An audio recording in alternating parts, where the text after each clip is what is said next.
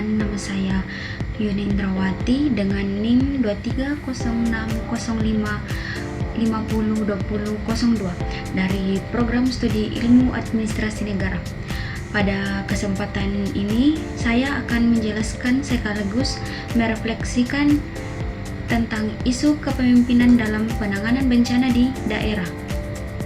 Seperti yang kita ketahui, Indonesia merupakan negara yang rawan bencana seperti banjir, gempa bumi, dan tanah longsor. Hampir setiap tahun kita mendengar adanya bencana di berbagai wilayah. Dalam situasi seperti ini, peran pemimpin daerah sangat penting karena mereka bertanggung jawab dalam mengambil keputusan secepat untuk melindungi masyarakat.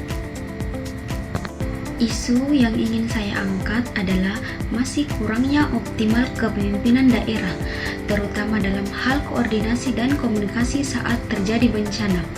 Walaupun respon awal seringkali cukup cepat, tetapi dalam pelaksanaannya masih ada kendala di lapangan. Sebagai contoh, ketika terjadi banjir dan tanah longsor di Kabupaten Nrekang akibat curah hujan yang tinggi, pemerintah daerah melalui BPBD langsung turun melakukan evakuasi dan membuka posko darurat. Pemimpin daerah juga berkoordinasi dengan TNI, Polri, dan relawan untuk membantu masyarakat berdampak. Namun kenyataannya, proses penanganan tidak selalu berjalan lancar. Beberapa akses jalan tertutup longsor sehingga bantuan sulit menjangkau daerah terpencil. Selain itu, informasi yang diterima masyarakat mengenai lokasi pengungsian dan pembagian bantuan belum sepenuhnya. Hal ini menimbulkan kebingungan di tengah kondisi darurat. Menurut saya, persoalan ini menunjukkan bahwa kepentingan dalam situasi krisis belum sepenuhnya efektif. Kehadiran pemimpin di lokasi bencana memang penting, tetapi yang lebih penting adalah kemampuan mengatur strategi, membangun koordinasi yang sulit, dan memastikan komunikasi berjalan dengan baik. Jika koordinasi lemah, maka penanganan akan terhambat dan masyarakat yang dirugikan.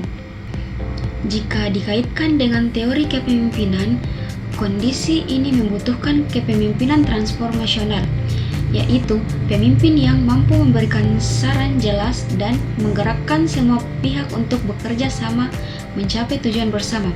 Selain itu, kepemimpinan situasional juga diperlukan karena dalam kondisi bencana, pemimpin harus mampu menyesuaikan keputusan dengan keadaan yang cepat berubah. Dalam konteks administrasi publik, kerjasama lintas instansi menjadi kunci. BPBD, TNI, Polri, Dinas Sosial, dan tenaga kesehatan harus bekerja sama secara terkoordinasi.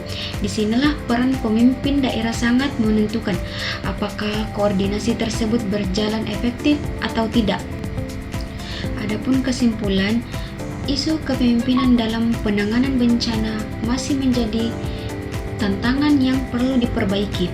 Pemimpin daerah tidak hanya dituntut cepat dalam mengambil keputusan, tetapi juga harus mampu membangun sistem koordinasi dan komunikasi yang jelas. Sebagai saran, pemerintah daerah perlu meningkatkan pelatihan manajemen bencana, memperkuat sistem komunikasi darurat, serta informasi yang lebih cepat dan akurat. Dengan kepemimpinan yang responsif dan terorganisir, penanganan bencana dapat dilakukan secara lebih efektif demi keselamatan masyarakat. Sekian yang dapat saya sampaikan. Terima kasih. Assalamualaikum warahmatullahi wabarakatuh.